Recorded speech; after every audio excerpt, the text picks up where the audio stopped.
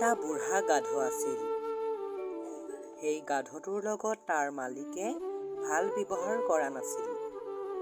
তেওঁ গাধটোক প্ৰতিটো কথাই কথাই মাৰিছিল।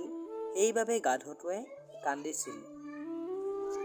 মালিকৰ বেয়া ব্যৱহাৰৰ পৰা আমনি পাই গাধটোৱে পলাই যাবলৈ থিৰাং কৰিলে।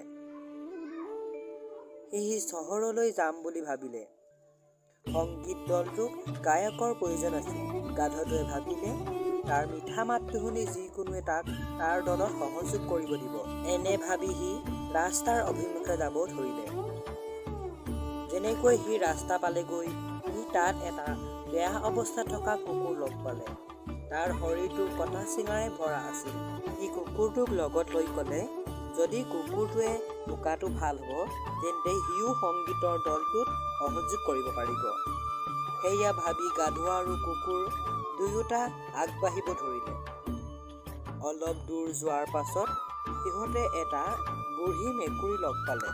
সেই মেকুৰীটো ইমানেই বুঢ়া হৈছিল যে সি নিগনি ধৰিবলৈও শক্তি নাছিল। সিও সিহঁতৰ লগত যাবলৈ ধৰিলে। সিহঁত তিনিও আনন্দেৰে আগবাঢ়িব ধৰিলে। অলপ আগত যোৱাৰ পাছত খেতি কৰা একোডোখৰ মাটি পালে। তাত সিহঁতে এটা বুঢ়া কুকুৰাৰ দুখেৰে উপচা কান্দোন শুনিব পালে।